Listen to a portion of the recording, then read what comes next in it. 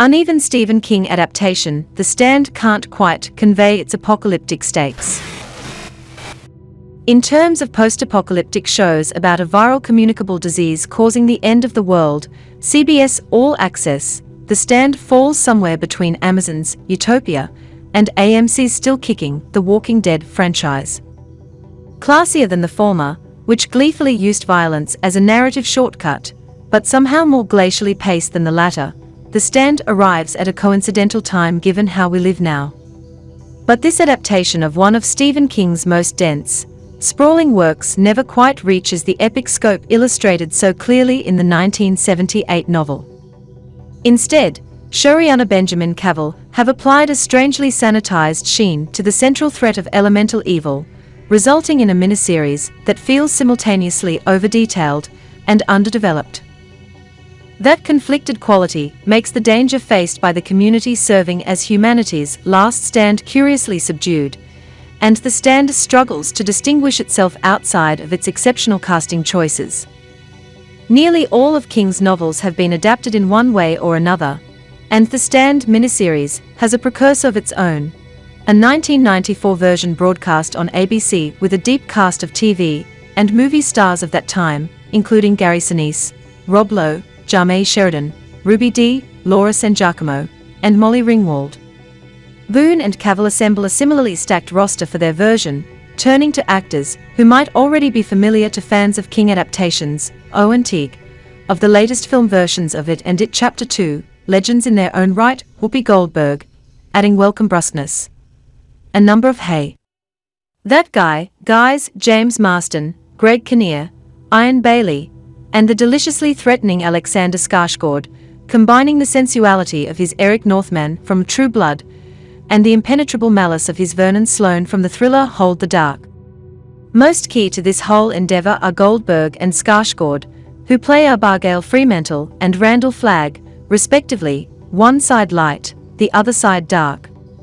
But in the 6 episodes of The Stand provided for review, that's about as developed as these two characters, polar opposites vying for the soul of humanity, get.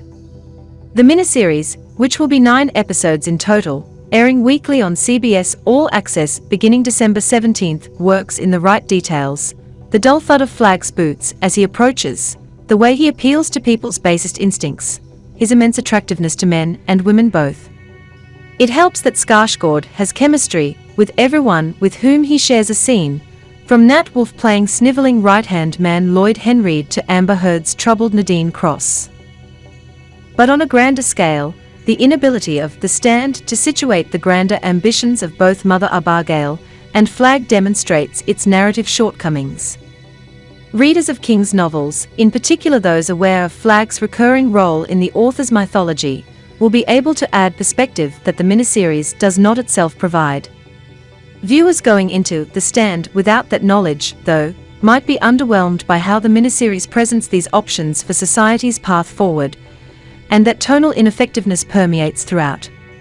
That tentative quality and uneven storytelling is, in spite of the cast, the most compelling reason to watch The Stand. The series' messaging about good and evil might be skimpy, but most every actor is doing good work.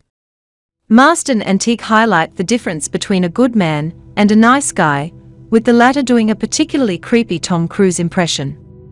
Zaga's flexible expressiveness serves his character well, and contrasts satisfyingly with Goldberg's no-nonsense energy. Irene Bedard is a delight every time she appears on screen as Mother Abigail's fierce protector Ray Brentner, a change from King's original character Ralph. One of the series' worst choices, though, is in not changing King's material enough. The schizophrenic trashcan man from King's novel is played with alarming cliché by Ezra Miller. But Skarsgård is the standout here.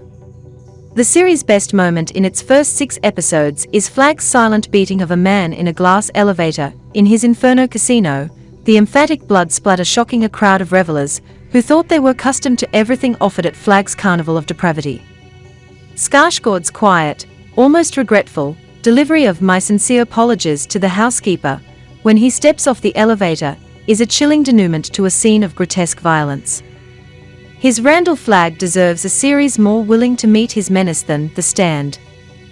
Okay, if you like this video, don't forget to click like and comment down below. See you in the next video.